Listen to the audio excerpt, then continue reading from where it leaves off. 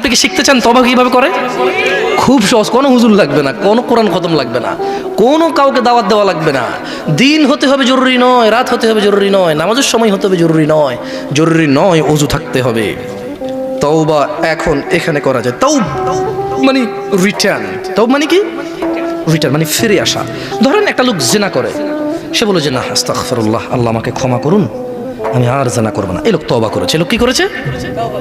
এরপরে সে যে তওবা করেছে এটা প্রমাণ হবে কিভাবে? সে যদি আর কোনোদিন আল্লাহকে ভয় করে জিনা না করে। বুঝে আসছে না? আসেনি? মদখোর বললো যে না আমি আর মদ খাবো না, কেন? আল্লাহ এটা অপছন্দ করে।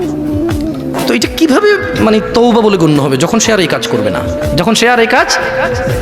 তো শোনো, তোমার রব তোমাকে বলছে ইল্লা মান তাব, তবে যে তওবা করে, ওয়া আমানা ওয়া আমিলা সলিহা, অপরাধ থেকে ফিরে এসে ভালো কাজ কর্ম করে, ফাউলাইকা ইউবাদদিরুল্লাহ, ইয়া আল্লাহ লা ইলাহা ইল্লা আনতা, লা ইলাহা ইল্লাল্লাহ। দেখেন কি রব পেয়েছেন, বেদুয়ার মহিলার পুরুষ।